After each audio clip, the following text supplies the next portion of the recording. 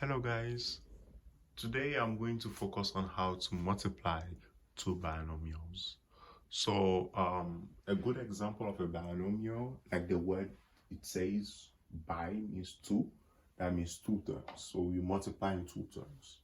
That's the meaning of a binomial. And then multiplication, there's no multiplication sign because when a parenthesis is attached to a parenthesis, or you wrote a parenthesis with like you wrote a number with a parenthesis and there is no sign between them, they are attached together, that means there is a multiplication happening. The same to the rest of them. Now, before I start explaining how to solve all this problem, I want us to take a very good look at this, right? This is not part of the problems, right? But this might give you an idea, right? I know some of you might have an idea of what is FOIL. So FOIL is actually using the first term and multiply with the term outside the parenthesis is to multiply with the term inside the parenthesis. So in multiplying two things, right? So the first term is multiplying everything inside the parenthesis. So you take 2 times x. 2 multiply x is 2x. And 2 multiply 5 is 10. And then you're going to check whether this can add each other or they are like terms, or you can combine like terms. If you can combine like terms, then leave this as your final answer. Right? This example should might give you an idea of what is going to happen next. Right? So the FOIL method, we apply it. So the 2 is multiplying everything inside the parenthesis, right? And make sure you don't leave anything exempt. So let's take a good look at the B, right? Using FOIL method. Like the way I was saying here, we take 2 and multiply everything. So we're going to take, the first thing here is x. So we're going to take x and multiply everything in this second parenthesis, right? And make sure also we use 1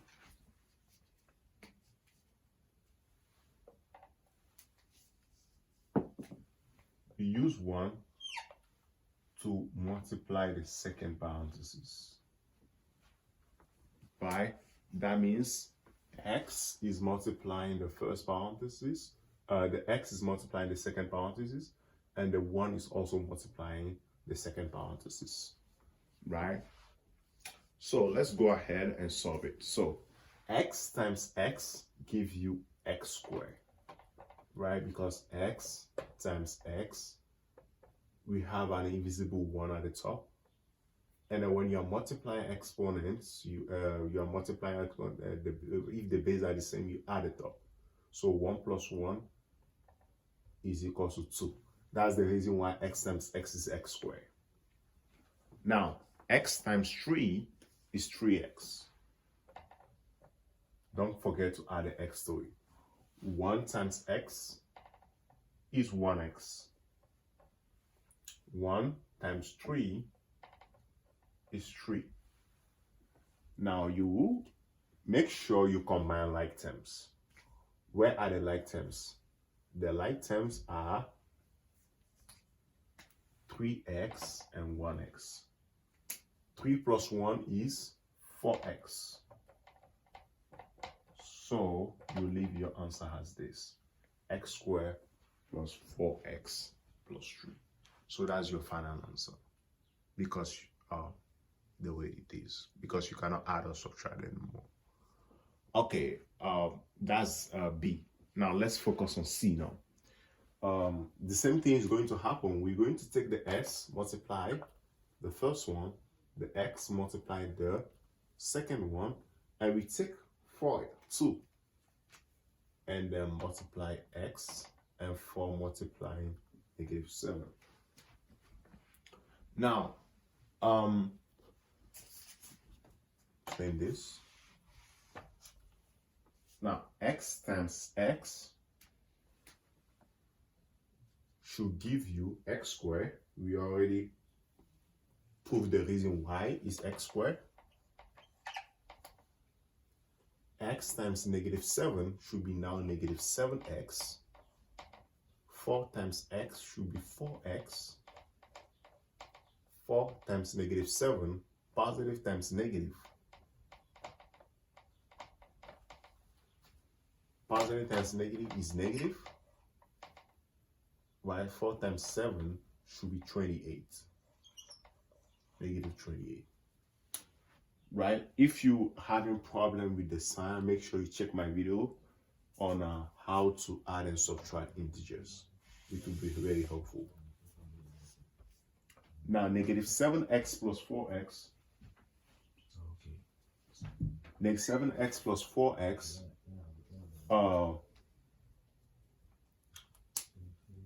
Let's group like terms. So negative 7 plus 4 are the like terms. So we have negative 3x,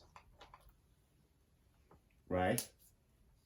Because negative 7 plus 4, different sign we subtract, we get in negative 3. And then we keep the sign of the bigger number, which is negative. Right? Good. So, and then you bring back the terms, negative 28, and then x squared. Right? Good. Now, let's focus on the last one, the d. Okay, the d, as you can see, a little thing has been added, but we're still doing the same thing, the FOIL. And then negative 3 and 2. So we're still doing the same thing, okay? We just adding and we're just doing the same thing, the FOIL method.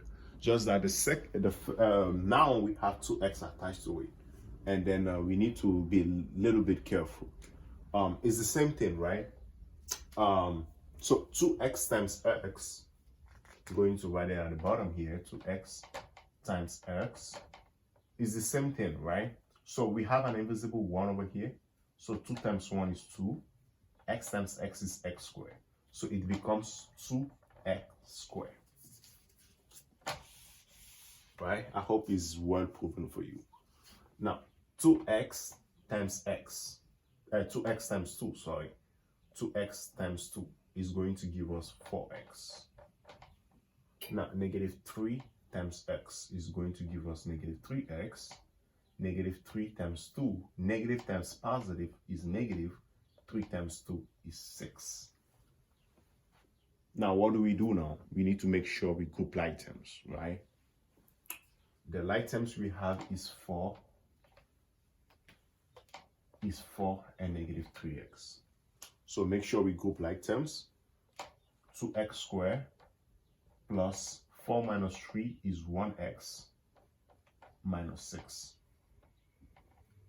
And then you can also rewrite it this way: 2x squared plus x minus 6. You know, no teacher is going to penalize you writing 1x and then write it in this way. So either way is fine. It's still the correct answer, okay? So our final answer is this, because we cannot add any of the terms. We cannot combine any of the like terms. That's the final answer. I hope this video was helpful. If you have any question, drop the comment below, or just shoot me a message, email, if you have any question. Thank you.